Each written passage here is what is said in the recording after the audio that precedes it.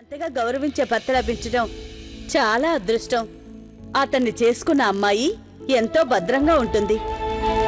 వారు నన్ను ఎంత ప్రేమిస్తారో ఇంతవరకు నాకు తెలియదు. ఆ అనుభవం నాకింతవరకు కలగలేదు. మీరు మీ నమ్మకాన్ని దృఢంగా ఉంచుకోండి అత్తయ్య గారు. నాకైతే పూర్తి నమ్మకం ఉంది షెహన్షా గారు జోధా బేగంతోనే తిరిగి వస్తారని. మీరు మాత్రం మీ ధైర్యాన్ని ఎంతమాత్రం కోల్పోవద్దు. తుఫాన్ అనంతరం ప్రశాంతత వచ్చినట్టే. రాత్రి గడిస్తే తెల్లవారుతుంది. ఇన్షా అల్లా మీరు అలా చూస్తూ ఉండండి. షెహన్షా జోధా బేగం క్షేమంగా తిరిగొచ్చేస్తారు. నువ్వెందుకు హోలీ జరుపుకోవడం లేదు? హోలీ శుభాకాంక్షలు. హోలీ శుభాకాంక్షలు. రంగుల పండుగ శుభాకాంక్షలు.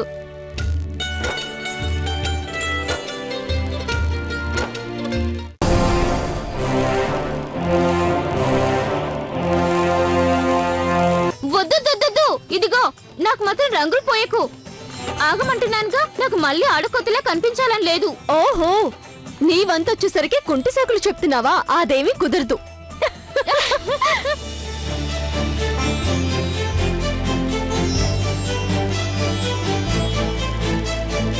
దయచేసి క్షమించండి. నేను మీ మీద కాదు, అదిగో తన మీద రంగు చల్లబోయాను. జోధా బేగం మీరా?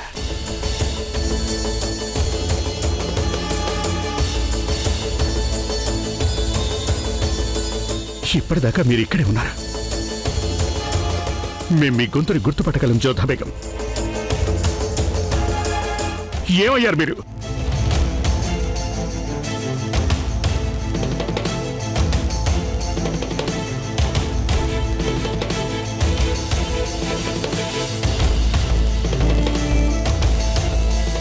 ఏం జరిగింది షెహన్షా?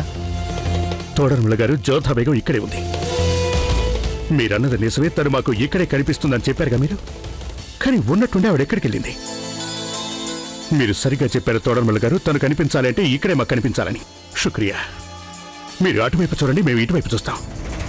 మీరు ఇక్కడే ఉన్నారని మాకు తెలుసు జోధా బేగం. మీ గొంతును మేము లక్షల్లో కూడా గుర్తుపట్టగలం. ఎక్కడున్నారు మీరు జోధా బేగం? ఇప్పటిదాకా ఇక్కడే ఉన్నారు. మెరుపులా కనిపించి మాయమైపోయారు.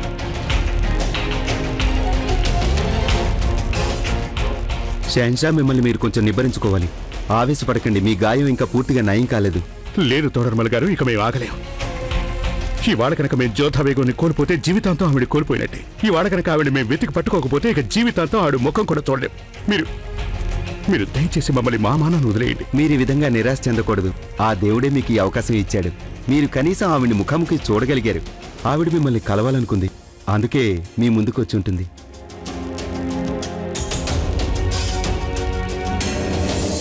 మరైతే ఇదేమిటి తోడర్మల గారు? తను మాకు ఎదుట పడి కూడా మళ్ళీ అలా దూరంగా ఎందుకు వెళ్ళిపోయింది? ఎందుకో మేం చెప్తాం మీకు. మా వల్ల ఆవిడ మనసు చాలా గాయపడింది. అందుకే ఆవిడ మా ముఖం కూడా చూడదలుచుకోలేదు. మేము చాలా చాలా చెడ్డవాళ్ళం తోడర్మల గారు, చాలా చెడ్డవాళ్ళం. తనేమో ప్రతిసారి తన మంచితనాన్ని రుజువు చేసుకుంది. మీరు ఆవిడ్ని మనస్ఫూర్తిగా ప్రేమిస్తున్నారు. ఆవిడ మీకు దొరుకుతుంది. కేవలం మీ మాటల వల్లే ఆవిడ మనసు అంతగా గాయపడిందంటే ఆవిడికి కూడా మీ మీద చాలా ప్రేమ ఉంటుంది. ప్రణామాలు తోడర్మల్లు గారు. ప్రణామాలు. తమరు కోరిన విధంగానే ఆలయంలో దానాలు చేయించాం. అలాగే పూజారి గారికి ఇవ్వాల్సిన దక్షిణ కూడా ఇచ్చేశాం. అరే, ఆ వ్యక్తి మీరే కదా? మీరే కొన్నాళ్ల క్రిందట ఒక స్త్రీని వెతుక్కుంటూ ఆశ్రమానికి వచ్చారు. మీకావిడ కనిపించిందా? మాకంత అదృష్టం ఎక్కడుంది? మరి మీకు ఈ గాయాలెలా తగిలాయి? నిన్న రాత్రి కొంతమంది ఒక వితంతువును కొట్టి చంపబోయారు. వీరే ఆ వితంతు ప్రాణాలు కాపాడారు. చాలా విచిత్రంగా ఉంది. మీరు ఆ రోజు చెప్పిన రూపురేఖలన్నీ మా ఆశ్రమంలో ఉంటున్న లక్ష్మికి సరిగ్గా సరిపోతాయి. తన దగ్గర కూడా శ్రీకృష్ణుడి విగ్రహం ఒకటుంది. ఆ తర్వాత నాకు విషయం తెలిసింది. మీరు తన గదికి వెళ్ళినప్పుడు తనక్కడ లేదని తెలిసింది. అక్కడ షహనాజ్ అనే స్త్రీ ఉంది. ఆశ్చర్యకరమైన విషయం ఏంటంటే ఆ వితంతువుతో పాటుగా మీరు లక్ష్మిని, షహనాజ్ని కూడా రక్షించారు. ఆ లక్ష్మి మీ గాయాలకి లేపనం కూడా పంపించింది.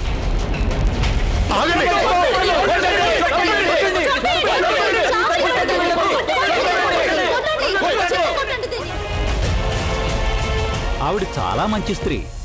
అంటే ఆ లేపనాన్ని మా కోసం లక్ష్మిని పంపారా? అవునండి. ఆ రోజు అందుకనే మా మనసులో ఎందుకనో అనిపించింది. ఆ ఔషధం జోధా బేగం మా కోసం పంపిందని. అలా అయితే వెంటనే వెళ్ళి మీరు ఆవిడని కలుసుకోవటం మంచిది. వద్దు వద్దు వద్దు వద్దు తోడరమల్ గారు. మమ్మల్ని చూసిన తర్వాత కూడా తను అక్కడి నుంచి వెళ్ళిపోయిందంటే దాని అర్థం ఒకటే, తను మా ముఖం కూడా చూడదలుచుకోలేదు. అందుకే ఆవిడ్ని వెతకాలని మా ప్రయత్నం అసంపూర్తిగా ఉండిపోయింది. మాకు మీ ఇద్దరి సహకారం కావాలి. చెప్పండి. చాలు షహనాజ్, హోలీ రంగులు పోసుకునే వేళ ముగిసిపోయింది. ఇప్పటికి మనం ఆశ్రమానికి తిరిగి వెళ్ళిపోవాలి. వద్దు, నేను ఇప్పుడే ఆశ్రమానికి రాను. ఆశ్రమంలో ఎటు చూసినా పేలవంగా ఉంటుంది. ఇక్కడైతేనేమో ఎటు చూస్తే అటు రంగుల కోలాహలం. మనం ఇంకాసేపు ఇక్కడే ఉందాం. వస్తావా రావా? లేదంటే నేను నిన్ను ఇక్కడే ఒంటరిగా వదిలేస్తాను. ఉండు, నన్ను ఒంటరిని చూసి వెళ్ళిపోకు. నేను ఎల్లప్పుడూ నీతోనే ఉంటాను. వదలొద్దు నన్ను. చాలే, నేనేదో ఊరికే అన్నాను. కంగారు పడుకు, నేను నిన్నెన్నటికీ వదిలి వెళ్ళిపోను, సరేనా? అయితే ముందు నాకు మాట ఇవ్వు. నువ్వు సదా నాతోటే ఉంటానని, వదిలిపెట్టానని వాగ్దానం చేయి. సరే, నేను వాగ్దానం చేస్తాను. ఇక వెళ్దామా?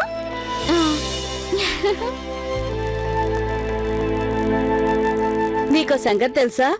ఒక వితంతువుని, ఇద్దరు స్త్రీలని కాపాడిన ఆ వ్యక్తి గురించి విన్నావా? అవును, తెలిసింది. అతను చనిపోయాడట. చాలా పెద్ద దెబ్బలు తగిలాయట. ఒక్కోసారి ఇలాగే జరుగుతుంది. తన ప్రాణాలను సైతం లెక్క చేయకుండా ఇతరులని కాపాడటానికి అతను తన విలువైన ప్రాణాలనే కోల్పోయాడు. అందువల్లే ఇంకొకరి గొడవలో తలదూర్చకూడదంటారు. దయచేసి క్షమించండి. మీరు ఇప్పుడు అంటున్నది ఎవరి గురించి? అతనే చెల్లెమ్మా. నేనంటున్నది ఒక వితంతువుని, ఇంకో ఇద్దరు స్త్రీలని రాళ్ల దెబ్బల నుంచి కాపాడిన ఆ వ్యక్తి గురించే. ఇప్పుడు అతను పోయాడని తెలిసింది.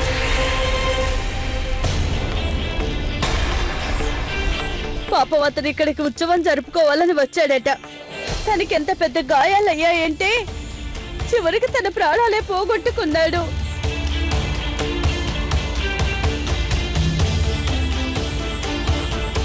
నువ్విక్కడే ఉండి ఇప్పుడే వస్తాను. అలా జరగడానికి వీల్లేదు. అలా జరగకూడదు.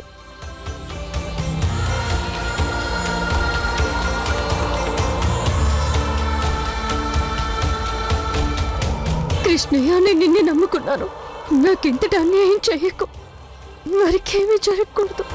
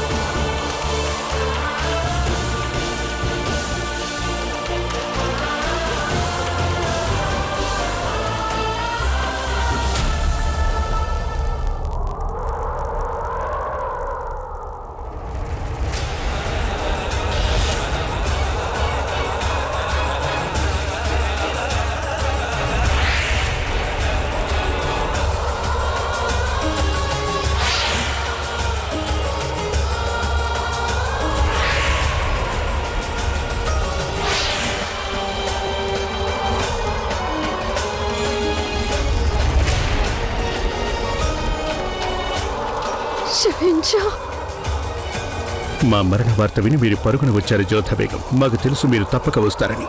మా మీద మీకు అంతులేని ప్రేమ ఉంది.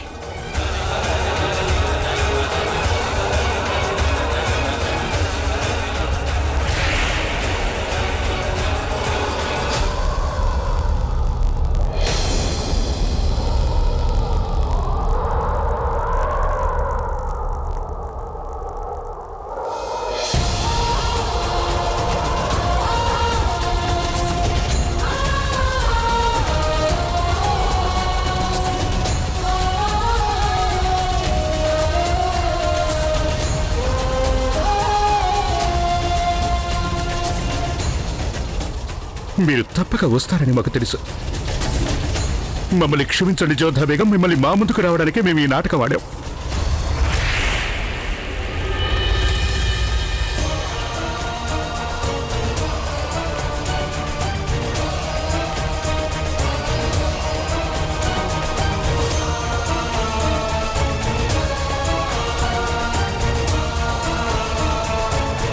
జోధా బేగం, జోధా బేగం!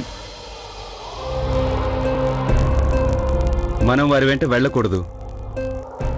అదేదో వాళ్లే చూసుకుంటారు. జోధా బేగం!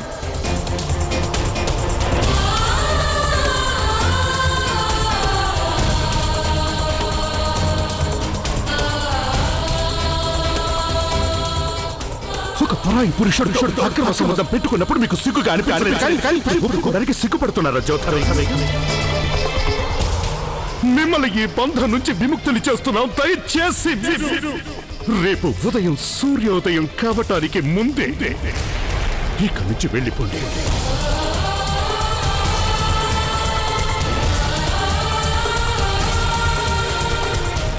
జోధా బేగం, ఆ ఖుదా మీద ఒట్టు మీరు ఆగండి. జోధా బేగం, జోధా బేగం, జోధా బేగం, జోధా బేగం ఆగండి. మమ్మల్ని మళ్ళీ విడిచి వెళ్ళకండి.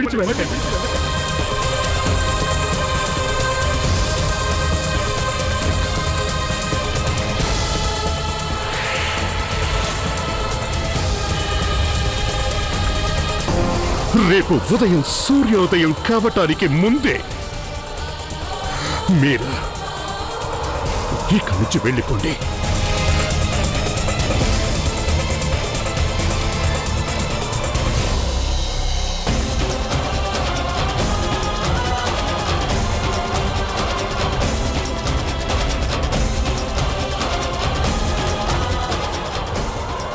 జోధా బేగం, ఇంతటి ఘోరానికి ఒడిగడతారా? ఏం చేయదలుచుకున్నారు మీరు? మీకేమైనా మతిగారిపోయిందా జోధా బేగం? కనీసం మీ నాన్నగారి గురించి, మీ అమ్మిజాన్ గురించి, మీ వంశం గురించి ఆలోచించారా మీరు? రహీం గురించి, మా గురించి ఆలోచించండి. పదండి మాతో, పదండి.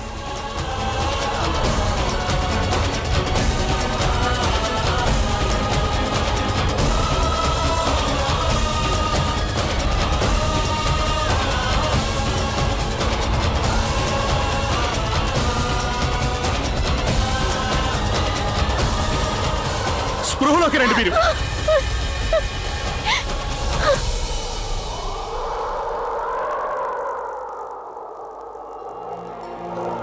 ఇంతటి కోపమా మీకు మా మీద? మీరు మమ్మల్ని ద్వేషించినప్పుడు కూడా మీకు మాపై ఇంతటి కోపం లేదు కదా జోధా బేగం? అప్పుడు కూడా మీరు మా ఎదుటకు వచ్చి నిలబడేవారు. కానీ ఇవాళ మా నుంచి అంత దూరం వెళ్ళిపోవాలనుకున్నారా? మేము చేసింది తప్పే అని ఒప్పుకుంటున్నాం జోధా బేగం. ఒక అపార్థం కారణంగా అంత పెద్ద నేరానికి పాల్పడ్డాం మేము. కానీ ఇప్పుడు మా నేరం మేము తెలుసుకున్నాం. మీరేగా అనేవారు, ఒక నేరస్తుడికి తను చేసింది తప్పని తెలిస్తే అతనికి మరొక అవకాశం ఇవ్వాలన్నారుగా. ఇప్పుడు మేము మా తప్పుని తెలుసుకుని మీకోసం వెతుక్కుంటూ ఒక్క అవకాశం ఇవ్వని వేడుకుంటూ తిరుగుతున్నాం. మేము మిమ్మల్ని క్షమాపణ కోరుకుంటున్నాం. మిమ్మల్ని మాతో పాటు తీసుకెళ్లాలని వచ్చాం జోధా బేగం. మీరు కావాలనుకుంటే మమ్మల్ని చంపేయండి జోధా బేగం. కానీ మమ్మల్ని ఇలా ప్రాణాలతో విడిచిపెట్టి మా జీవితాన్ని చావు కంటే దుర్భరం చేసి వెళ్ళిపోకండి జోధా బేగం. మాకు దూరంగా ఉంటూ మమ్మల్ని ఇంకా బాధ పెట్టకండి జోధా బేగం. ఎందుకంటే మీరు లేకుండా మేము ఒక్క క్షణం కూడా ఉండలేము.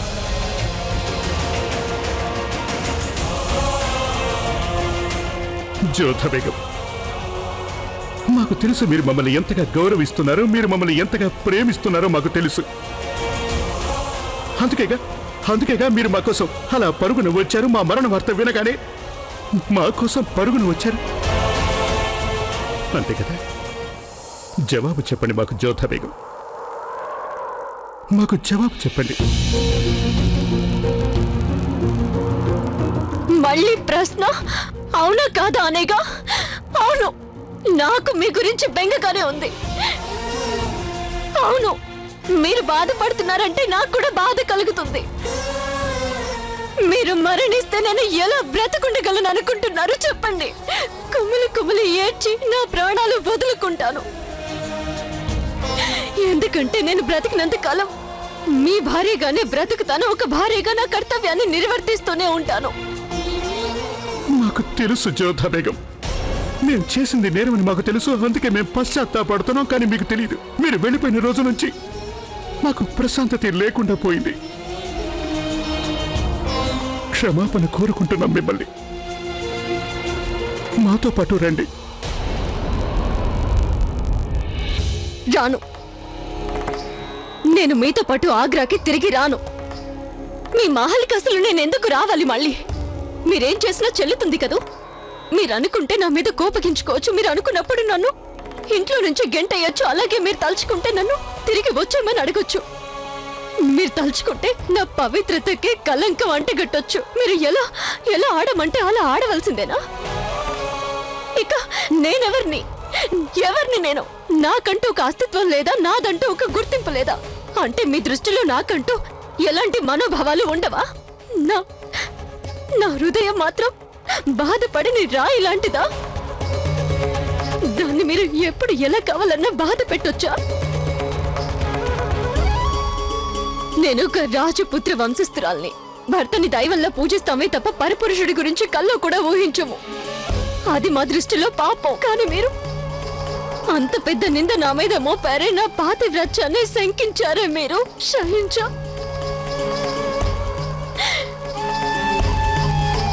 నా మీద ఏదైనా మచ్చ పడితే అంతకు ముందే తల నరుక్కోవడం మంచిదని భావించే వంశం మాది.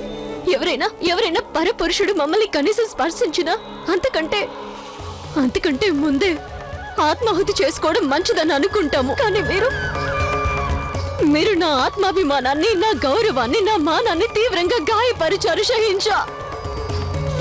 ఆనాడు మీరన్న కటువైన మాటలు ఇంకా నా చెవుల్లో మారుమోగుతూనే ఉన్నాయి. సహించా. నమ్మలేకపోతున్నాం.